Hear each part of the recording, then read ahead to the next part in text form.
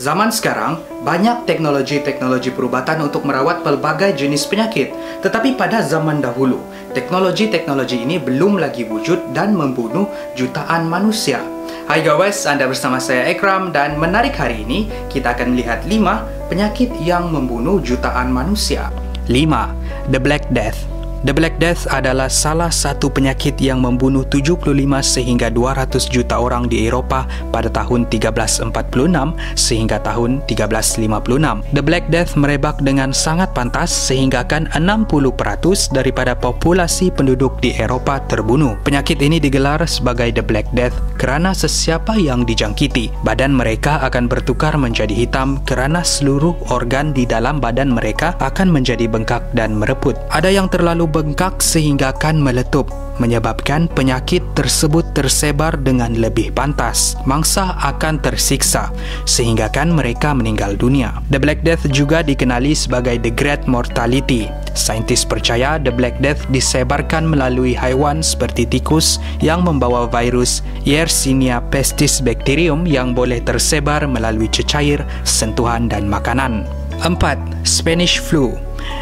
Di antara tahun 1918 sehingga tahun 1920, Spanish flu adalah sejenis penyakit yang menjangkiti lebih 500 juta orang dan membunuh 50 sehingga 100 juta orang. Hampir 4% daripada seluruh populasi manusia di dunia pada waktu itu. Penyakit Spanish flu merebak di kebanyakan negara, tetapi para saintis yang cuba untuk mencari penawar memfokuskan kajian mereka di daerah Spanyol. Itulah sebab kenapa jangkitan ini diberikan nama Spanish flu. Apa yang menakutkan? Setelah hampir 100 tahun tersebar di Eropah, Spanish flu tersebar semula pada tahun 2009 dan pada waktu ini ia digelar sebagai H1N1. 3. Antonine Plague.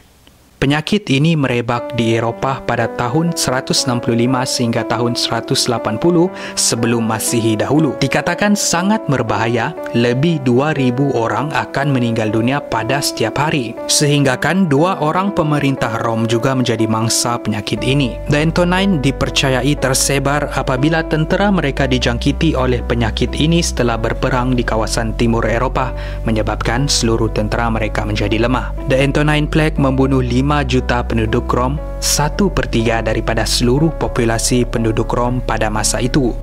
Saintis percaya The Antonine Plague dikenali sebagai demam campak. 2. The Plague of Justinian, Bubonic Plague. Ini adalah penyakit yang melanda bandar Konstantinopel semasa zaman Roman dan Byzantine dahulu. Dipercayai pada tahun 541 sehingga 542 sebelum Masihi. Sesiapa yang dijangkiti penyakit ini akan meninggal dunia 2 sehingga 7 hari dijangkiti. Jangkitan ini berasal dari China yang tersebar melalui tikus. The Plague of Justinian sangat berbahaya sehinggakan ia membunuh 5,000 orang pada setiap hari dan membunuh 40% daripada populasi bandar Konstantinopel. Jangkitan ini bukan sahaja berlaku di Eropah, malah ia juga menjangkiti negara lain seperti India dan China dan membunuh sesiapa yang dijangkiti di dalam skala yang besar. 1.